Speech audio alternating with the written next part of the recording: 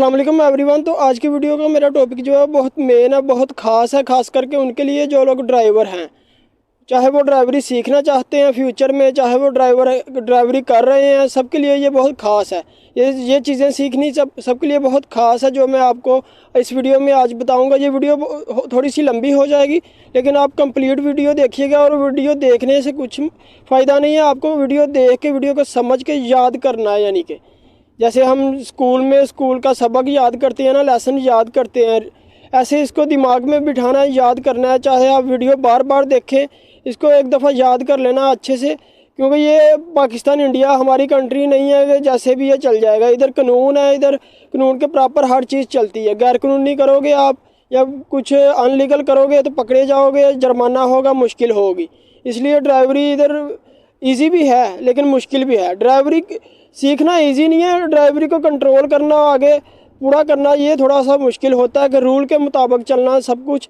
तो इस वीडियो में आपको प्रॉपर स्टेप बाय स्टेप आपको बताऊंगा, रोड मार्किंग के बारे में, ट्रैफिक साइन के बारे में, यानी कि जो रोड में जो लाइनें वगैरह होती है उसका क्या मतलब है, ये सब कुछ, उसका अलग अलग क्या क्या मीनिंग होते हैं, क्या क्या इशारे होते हैं, और इशारों के बारे में भी सब आपको नॉलेज हो जाएगा कि इशारे का ये वाला इशारा क्या, इसका मतलब है क्या कह रहा है, ये वाला इशारा क्या कह रहा है। स्टेप बाय स्टेप हर चीज़ आपको समझाई जाएगी। और ये ऑनलाइन बहरीन की क्लासेस हैं। और अगर तो ये वीडियो आप कंप्लीट देख लेते हैं तो इंशाल्लाह आपको बहरीन का जो टेस्ट देंगे उसमें आप 100% जो है कामयाब होंगे, क्योंकि सबसे मेन चीज़ ये होती है, ये सीखना हर चीज़।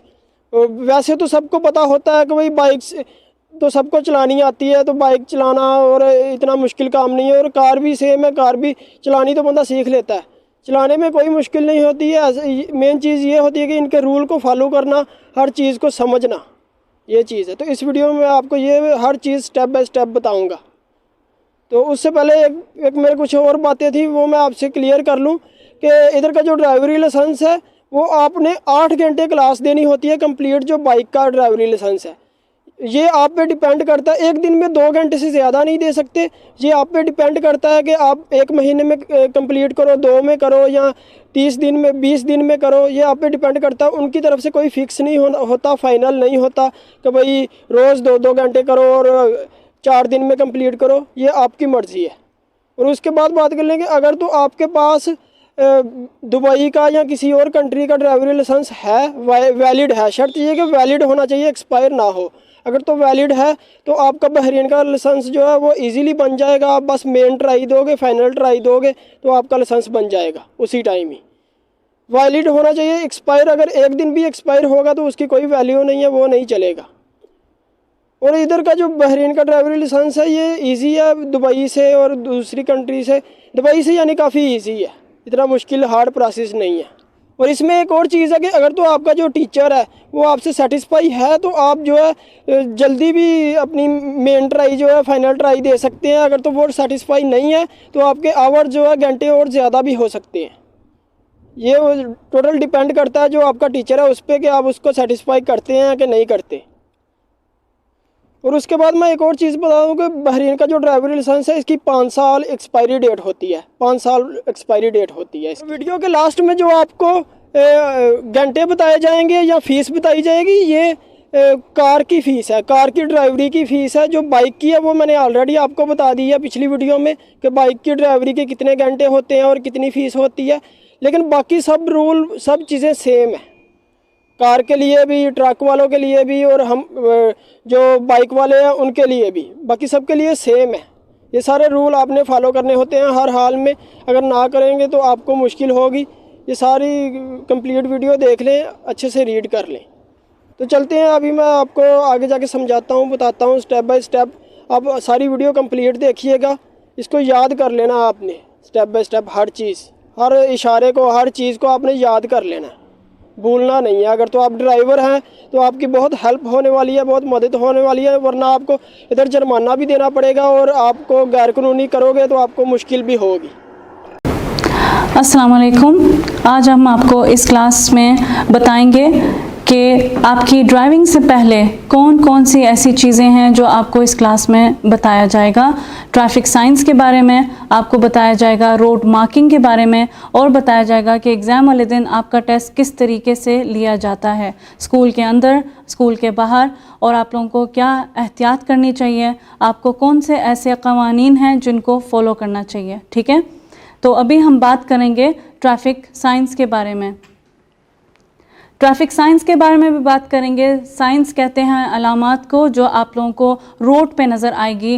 रोड पे आपको जो साइंस नज़र आते हैं उनको हम अलामात कहते हैं या इशारे कहते हैं। ठीक है, और दूसरी चीज़ हम बात करेंगे क़वानीन के बारे में, और आपको लेक्चर के बाद कौन सी ऐसी डॉक्यूमेंट्स हैं, कौन से ऐसी चीज़ें हैं जो अपने साथ लेके आनी हैं, और ट्रैफिक डिपार्टमेंट की तरफ से आपको कौन कौन से खिदमात दी जाती हैं इसके बारे में आपको बताया जाएगा। जिस तरह के मैंने आपको बताया कि हम बात करेंगे इशारों के बारे में, ट्रैफिक के जो इशारे हैं उनके बारे में बात करेंगे, और रोड मार्किंग के बारे में बात करेंगे। रोड मार्किंग हम किसको कहते हैं, आप लोग देखते होंगे कि सड़क पे आपको जो लाइंस नज़र आती हैं हम उनको रोड मार्किंग्स कहते हैं, और ट्रैफिक साइंस हमेशा आपको खड़ी पोजीशन में रोड पे नज़र आएंगे। पोल के ऊपर जो साइन नज़र आता है उसको हम ट्रैफिक साइन कहते हैं। तो सबसे पहला जो साइन है, साइंस जो हैं वो 3 किस्म के साइन हैं, जिसमें हम सबसे पहले बात करेंगे वार्निंग साइन के बारे में। सही है, ये नाम याद रखना ज़रूरी नहीं है कि वार्निंग है या हमें ये समझ नहीं आ रहा, लेकिन आपके लिए ये जानना ज़रूरी है कि साइन को पहचानना कैसे है। जिसमें सबसे पहले अगर आप देखें तो ये आपको कौन सी शक्ल नज़र आती है। हम इसको मुसल्लस भी कहते हैं और इंग्लिश में इसको ट्रायंगल भी कहा जाता है। और आपको कौन से कलर में नज़र आ रहा है, आपको लाल यानी कि रेड कलर में नज़र आ रहा है। तो जब भी आप रेड ट्रायंगल यानी कि लाल मुसल्लस जब भी आप देखेंगे तो आप समझ जाएं कि ये आपको बता रहा है कि ख़तरा आगे आने वाला है। ठीक है, और जब भी आप उल्टी तिकोन देखेंगे, ठीक है, तो इसका मतलब है कि ख़तरा यहाँ से शुरू है। जब भी आपने नॉर्मल इस तरह की तिकोन देखी तो समझ जाए ख़तरा आगे आने वाला है, मुझे अपनी गाड़ी की स्पीड को कम करना है। ये आपको बता रहा है कि ख़तरा यहाँ से शुरू है, मुझे अपनी गाड़ी की स्पीड को कम करना होगा। सही है, ख़तरे का मतलब ये नहीं कि आगे जाके कोई मौत का कुआं या खाई आ रही है, ऐसा कुछ नहीं है। ख़तरे का मतलब है जो भी तस्वीर आपको इसके अंदर दिखेगी उसको हम ख़तरे का नाम देते हैं। जैसे कि आपने देखा कि ये आपको बता रहा है कि राउंड अबाउट आगे आने वाला है, और ये बता रहा है कि ख़तरा यहाँ से शुरू है, तो आपको अपनी लाजम जो है अपनी गाड़ी की स्पीड को कम करना होगा और रास्ता देना होगा। ये आपको बता रहा है कि कुछ देर के बाद इशारा आने वाला है, और ये आपको पूरा एक डिस्टेंस, पूरा एक फासला बता रहा है कि 200 मीटर के बाद ट्रैफिक सिग्नल आगे आने वाला है, तो आपको अपनी गाड़ी की स्पीड को जो है कम करना होगा। ये आपको बता रहा है आगे जाके मोड़ आ रहा है लेफ़्ट की तरफ, ये बता रहा है मोड़ आ रहा है राइट की तरफ यानी कि दाएं की तरफ, और ये बता रहा है बाएं की तरफ। सही है, जब भी आप साइन देखें आपको समझ जाना चाहिए कि मुझे अपनी गाड़ी की स्पीड को कम करना है।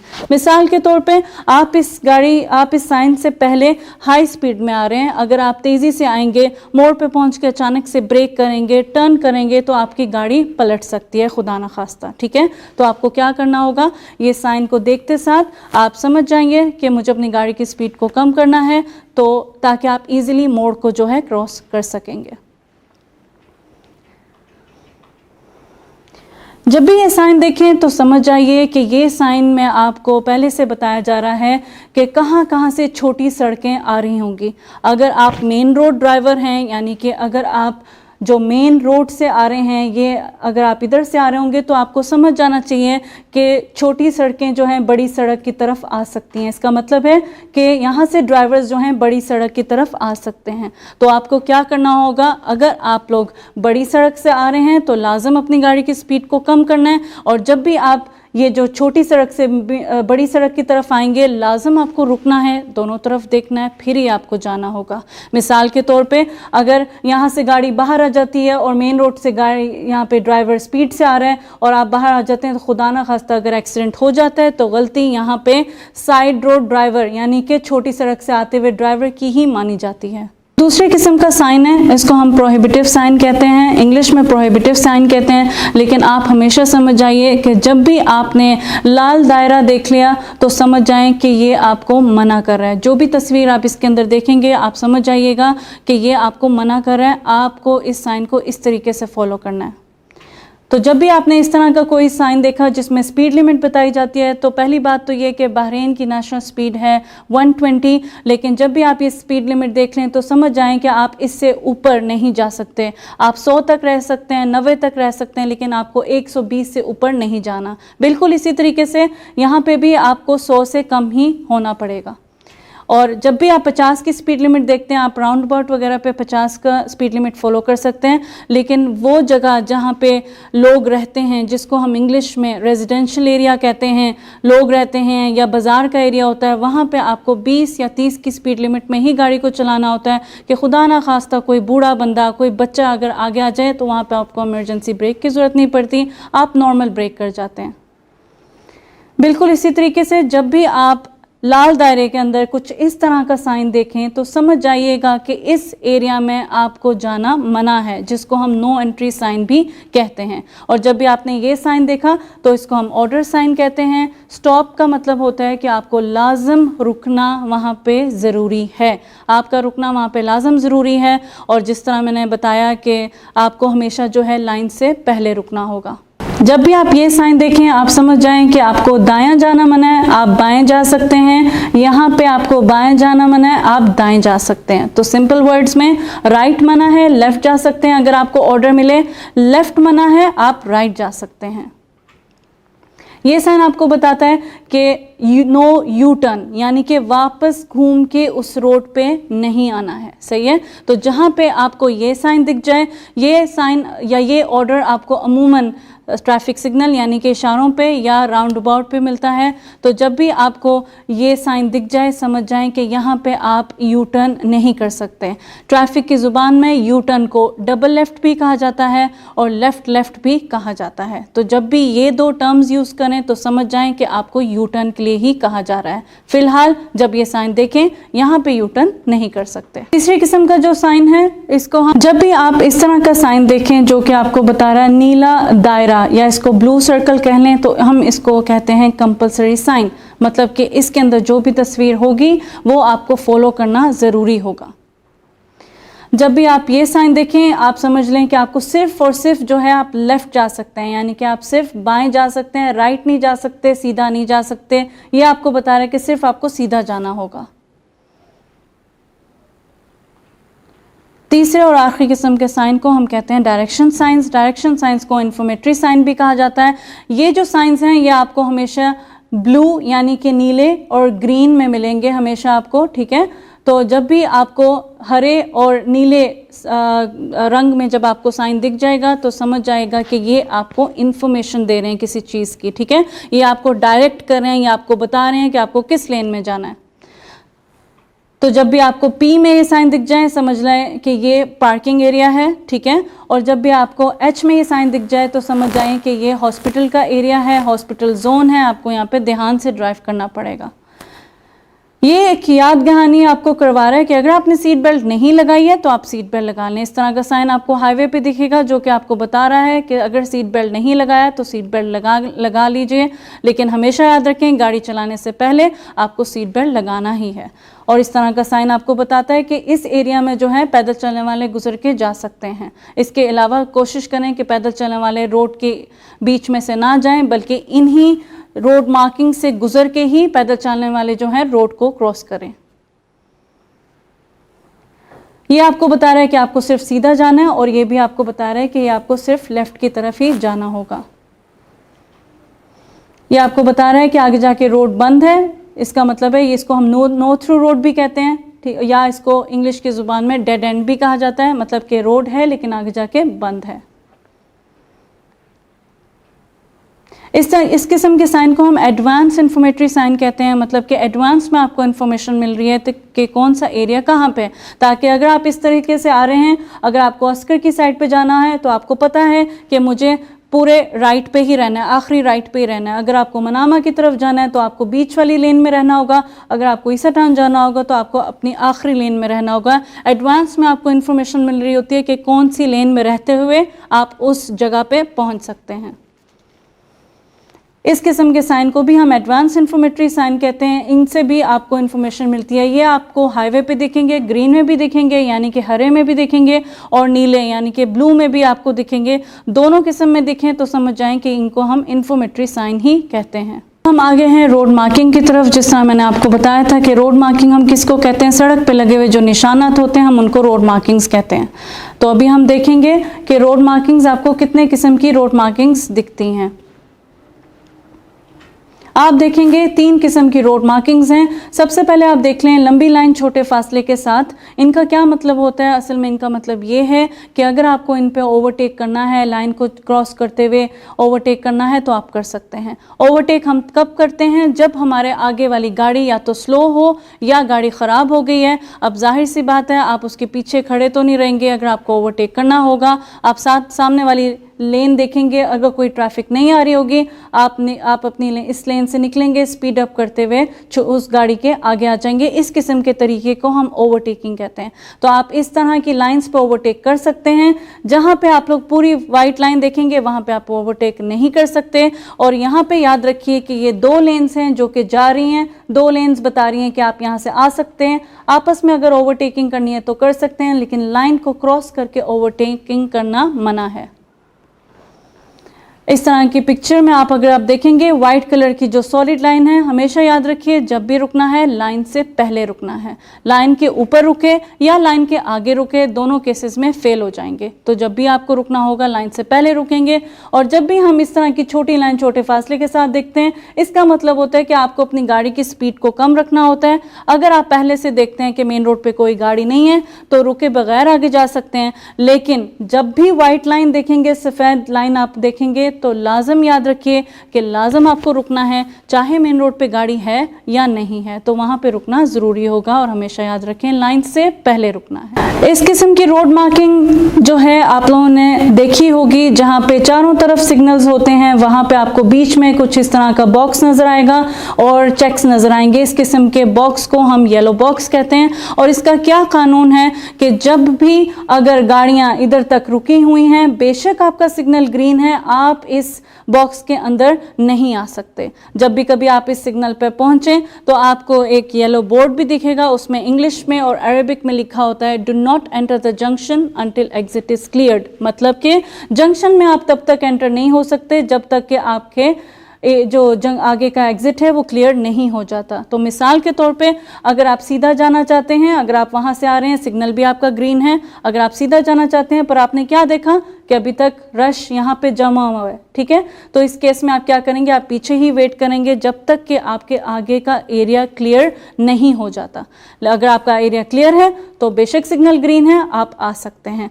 इस तरह का कानून को क्यों फॉलो करना है कि मिसाल के तौर पे ये सिग्नल रेड हो जाता है और ये सिग्नल ग्रीन हो जाता है, क्या ये गाड़ियाँ यहाँ से गुजर सकेंगी? नहीं गुजर सकेंगी ना। इस वजह से आपको जो है इस रूल को फॉलो करना है। जो भी इस रूल को फॉलो नहीं करता 50 दिनार का यहाँ पे भी जुर्माना होगा। अब मैं आपसे बात करूँगी, आपको बताऊँगी कुछ कानून के बारे में। कुछ कानून के तहत यहाँ पे ऐसे कुछ फ़ाइन जो हैं, जो जिनको हम मुखालफे कहते हैं, इस तरह के मुखालफे दिए गए हैं। अगर आप उस कानून को फॉलो नहीं करते या उनकी ख़िलाफ़ वर्जी करेंगे तो आपको इस जुर्माने को भरना पड़ेगा। तो हम बात करते हैं 20 दिनार से 100 दिनार के जुर्माने के बारे में। अगर आप 1 हफ्ते में पे करेंगे तो आपको उसका आधा पे करना होगा, 1 हफ्ते में नहीं पे किया तो आपको उसका पूरा पे करना पड़ेगा। जिस तरह से हम बात करते हैं कि आर्टिकल 45 के तहत अगर आप लोग ट्रैफिक इस तरह से तंग करेंगे या फिर पीछे लोगों को बिठाया होगा गाड़ी में इस तरह से, यानी कि अगर आप पिकअप वगैरह और पीछे बिठाया होगा या फिर गाड़ी आपकी एक लाइट चल रही है, एक लाइट नहीं चल रही, तो ये जो सब हैं ये 45 आर्टिकल के तहत 20 दिनार से 100 दिनार के मुखालफे में जमा हो जाएगा।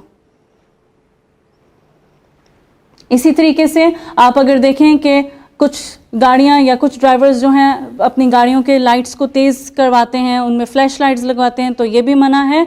और अगर आप एम्बुलेंस वगैरह को जगह नहीं देते या अपनी लेन में नहीं रहते, जैसे कि ये 2 वे रोड है और अगर आप इस लेन से जा रहे हैं तो इस किस्म की जगह पे भी आपको इतना मुखालफा हो सकता है। अगर आपने अपनी गाड़ी को किसी प्राइवेट रैली वगैरह के लिए यूज़ किया हुआ है ट्रैफिक की इजाज़त के बगैर, तो ये भी मना है, ये भी कानून की खिलाफ वर्जी करना ही होगा। जिस जगह पे लोग रहते हैं या जो बाज़ार का एरिया होता है वहाँ पे आप स्पीड अप नहीं कर सकते, और सीट बेल्ट अगर नहीं लगाई तो 20 से 100 दिनार का मुखालफा है।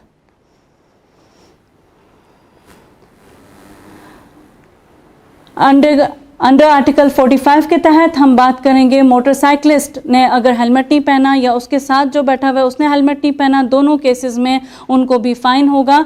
अगर बच्चों को आगे बिठाया है, 10 साल और 10 साल तक के कम बच्चे आगे नहीं बैठ सकते, उनके लिए स्पेशल चाइल्ड सीट्स होती हैं, उसी को पीछे रखेंगे और बच्चों को पीछे ही बिठाएंगे। और अगर आपने ऐसी जगह पे पार्क किया जहाँ पे आप नहीं पार्क करना चाहिए, खुदा न खास्ता ये पार्किंग माजूर के लिए, और हम वहाँ पे अगर पार्क कर जाते हैं तो यहाँ पे भी हमें 20 से 100 दिनार का मुखालफा हो सकता है। हम बात करेंगे आर्टिकल 47 की, जिसके तहत हमें बताया गया है कि जेल है 6 माह की और फाइन होगा 50 से 500 दिनार का। इसमें अगर आप अपनी गाड़ी किसी और काम के लिए यूज़ करते हैं, इस्तेमाल करते हैं, या आपके पास लाइसेंस नहीं है या आपका लाइसेंस एक्सपायर हो चुका है और आपने उसको नहीं रिन्यू करवाया है, या फिर आप ऐसी गाड़ी को इस्तेमाल कर रहे हैं जो रजिस्टर्ड नहीं है या जिसकी रजिस्ट्रेशन एक्सपायर हो गई हुई है, तो इन तीनों किस्म के जुर्माने में आपको, जो मैंने आपको फ़ाइन बताया है अंडर आर्टिकल 47, वो आपको जुर्माना भरना पड़ेगा। जानबूझ के अगर आप रोड को ब्लॉक करते हैं, गाड़ी चलाते हुए मोबाइल फ़ोन यूज़ करते हैं, या किसी ऐसे बंदे को गाड़ी देते हैं जिसके पास लाइसेंस नहीं है, तो भी आपको 47 के तहत ही ये मुखालफा भरना पड़ेगा।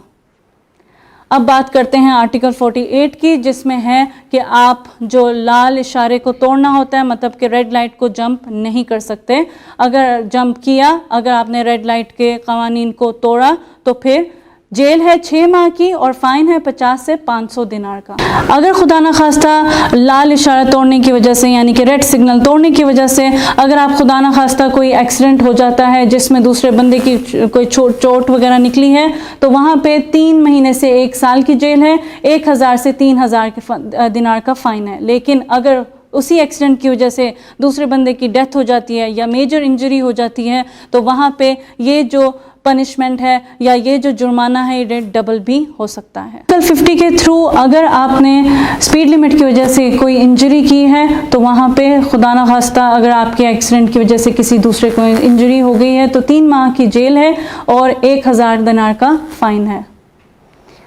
और आर्टिकल 50 यानी कि आर्टिकल 50 के थ्रू अगर स्पीड लिमिट की वजह से किसी दूसरे बंदे की जान चली जाती है या मेजर एक्सीडेंट हो जाता है, तो ये पेनल्टी जो है डबल कर दी जाएगी। आर्टिकल 52 के तहत हम बात करते हैं वो जुराइम के बारे में जो 20 से 50 दिनार तक के हैं। जिस तरह से अगर आपने 1 हफ्ते में पे किया तो ये अमाउंट कम कर दी जाएगी, 1 हफ्ते में नहीं पे किया तो ये अमाउंट पूरी पे करनी पड़ेगी। अगर आप इस तरीके से पार्क करते हैं कि मेन रोड वाले ड्राइवर्स को जगह नहीं मिलती है, या फिर इमरजेंसी अलार्म डिवाइसेस लगाते हैं गाड़ियों में, या फिर गलत साइड की तरफ से आप आ रहे हैं, जिस तरह से आप इस तस्वीर में देख सकते हैं, तो आपको 20 से 50 दिनार का फ़ाइन हो सकता है।